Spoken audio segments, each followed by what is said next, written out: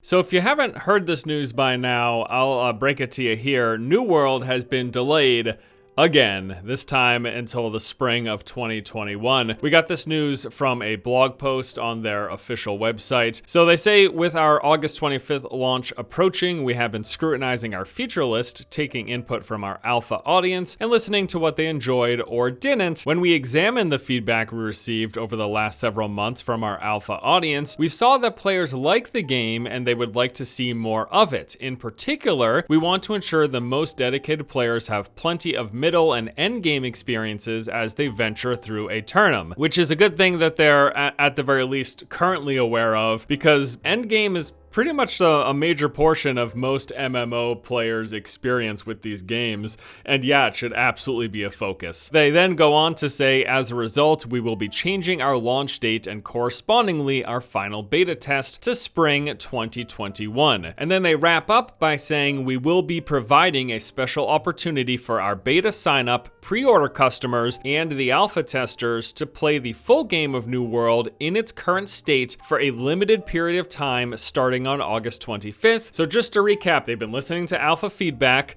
Players want more content, especially as it relates to the middle and end game experience. They're going to delay the game to spring 2021 to add said content, and people will get to play the current version of the game on the original or the second planned launch date on August 25th. So that's, well, I guess not surprising, honestly, if you've been following New World's development, all of the twists and turns and the controversy and how the community turned on the game, but then a new one has been built up in its place. It's been an interesting saga, to say the least, following this game. And I want to touch on a few of the major aspects of this announcement and kind of what it means for New World, and I guess what my overall thoughts on the delay are, which I'll just sum it up here. It's a good thing. We'll just say it's a good thing. Well, let's dive into the reasons behind it. So first, let's talk about the alpha feedback about the game not having enough content. There has been very vocal feedback from alpha testers saying this game not only doesn't have enough content, but a lot of what is there just isn't that great.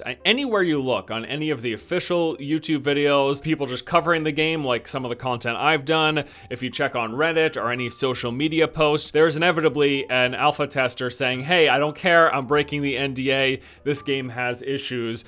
Primarily, there's just not enough to do, and it could use some polish. So what does the game have? Like, what is in the game? Painting a broad brush here of like what New World entails. So on the PvE side of things, you've got the basic MMO action combat where you'll be fighting creatures in the world, going into enemy encampments to take them out, like a more densely populated area. There will be progression systems via the general character leveling, as well as things like gathering and crafting, the weapon skill trees, and faction reputation. And then the game is also going to have some more challenging content, I guess you could call it, through world bosses, as well as public events like the Corrupted Breaches, where these like corrupted locations and it kind of pop up throughout the map. If players don't fight them back, they grow and grow in size and eventually lead to a corrupted invasion where waves of enemies attack the player-owned forts. That's a general look at kind of how the PvE, what it entails in New World. And then on the PvP side of things, it is now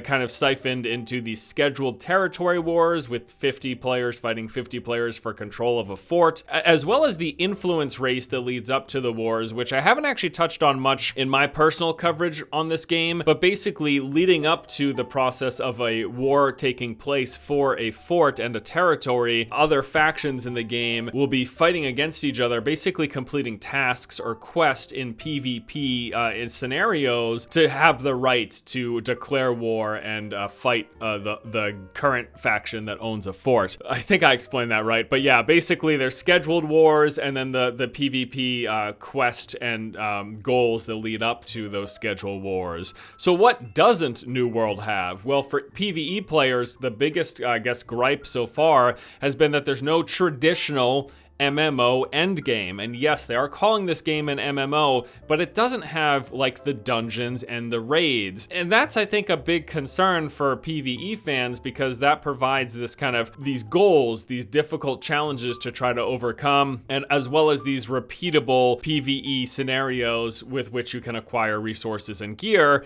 And that's a kind of a big linchpin of a lot of the MMO endgame PvE player experience. And then for PvP players, there's a lot of people mad that it's just this scheduled territory wars and the influence races. Mainly that there are no zones or elements of open world PvP in this game. It is solely done through this flagging or toggling PvP engagement systems. So with that said, taking a look at what they do and don't have in New World, here's some suggestions, I guess, as a fan of MMOs, as someone who's played a lot of them, and as someone who's looking forward tentatively to New World's release. I think they should add some kind of dungeon-like thing. These 3 to 5 player difficult challenges where a team comes together and has to coordinate to fight through different rooms of enemies and various bosses along the way, with the goal being to get resources and loot. These repeatable challenges at a medium difficulty and a very high difficulty tier, it's a big driving factor for a lot of MMO fans. And it's a really enjoyable thing. I love, in every new MMO that I jump into, checking out how they do the group-oriented content in the dungeons and raid-like scenarios. They don't have to call them dungeons, they don't have to explicitly be dungeons,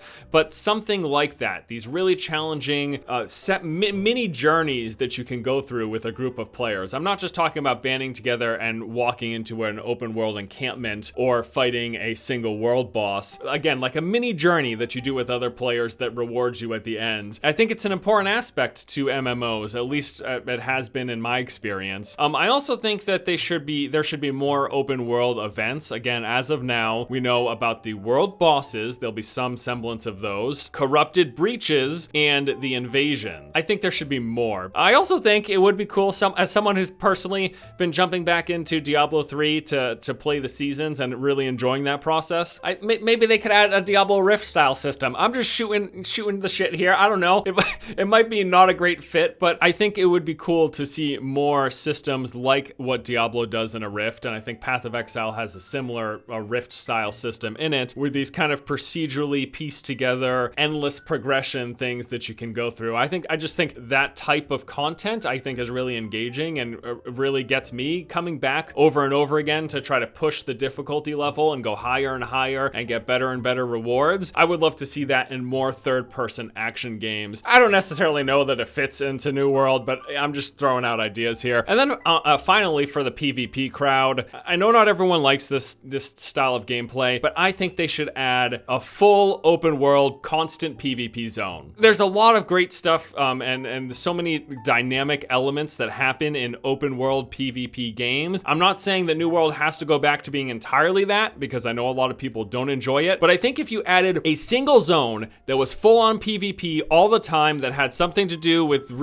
territory control so that people could get resources or gain access to special PvP vendors or something. There's so many fucking ideas. You could do so much, okay? Just do it, just one zone. Don't try to siphon all the people who want PvP into just the scheduled 50 versus 50 wars that you gotta hope you get invited to. Give everyone who's interested in PvP a single location that they can all funnel towards and be able to PvP constantly all the time. I promise you, it's a great idea, okay?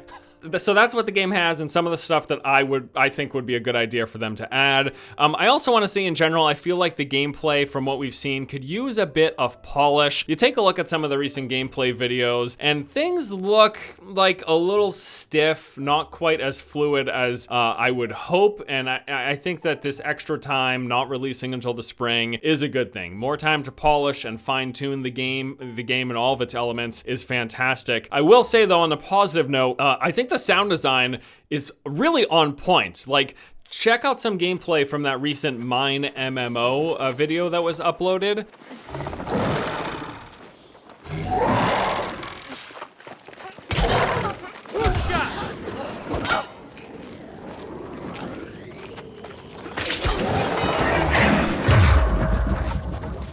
I gotta say, Amazon, I'm impressed with that. I think you guys are doing a good job and headed in a good direction with the sound design, but I still feel like the animations feel a little stiff and clunky, and I hope that that can get remedied in the coming months. And I think a large part of this overall, just like kind of taking a bird's eye view of how Amazon has been involved with games so far, hasn't been great. And I think it's pretty clear that they don't want a repeat of what has happened with Crucible, a pretty public failure on their part. Despite personal feelings, I've heard a lot of people whose opinions I do respect say that there's some really cool aspects and core elements to Crucible, but you can't deny that it was overall a disaster. You can explain away as much as you want the critic and user reviews, but they're still there and they're terrible. And the fact that they went as far as to revert the game back to beta, it speaks good to the future of the game because it means, hey, you know what, this isn't good enough, we're pulling it back, we're gonna work on it. It was a bad showcase. And then on top of that, there is the lesser known release of the Grand Tour, their racing game that also did incredibly poorly. I think it's pretty clear that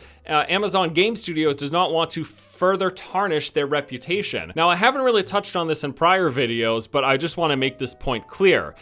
Crucible and the Grand Tour game, they weren't developed by the same studios. And even though they aren't technically Amazon Game Studios, they are under that umbrella. They are still a part of the same thing. It's all still under the Amazon Game Studios name. I think releasing another game that didn't do well, had they released New World without the content and the polish that they're hoping to do now with this current delay, that just would destroy any consumer goodwill that they even have left. And I think at this point they don't have much, because even though Amazon Game Studio hasn't been explicitly the developer of Crucible and the Grand Tour game, they're under the Amazon umbrella, and anything that they have put out to the public so far has more or less been a massive failure. In fact, what's funny is in the update post that I quoted earlier, there was this line here: "We want our players to feel completely immersed in the game and know that our studio stands for quality and lasting gameplay you can trust," which is something anything under the Amazon Game Studios umbrella has clearly not done up until this point. Their name is not known for what is it? Quality and lasting gameplay you can trust. There's no trust right there, by and large, at the moment when it comes to Amazon and their involvement in games. I'll say personally, more development time is going to be a good thing. More time means more content, polish, and ultimately a better game. And most studios can't afford to just keep pushing things back, or they don't want to spend the money on continuously delaying their games, between having to pay for employee wages and other overhead costs, or missing deadlines from their financing team. Amazon is their own financing. They can afford it. And that's pretty clear with the fact that they pulled Crucible out of launch back into a beta to add more development time.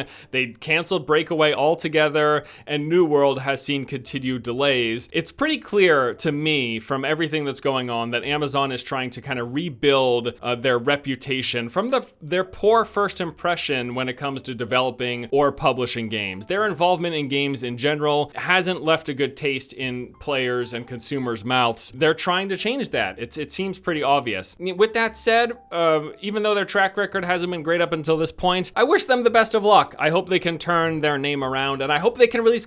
At the end of the day, I just want good games. So if they can get to the point where they're making good games, great job. So that's it for me today. Thank you guys for watching. Hope you enjoyed it. I'm gonna continue to drink my coffee and edit this video. You don't need to know that.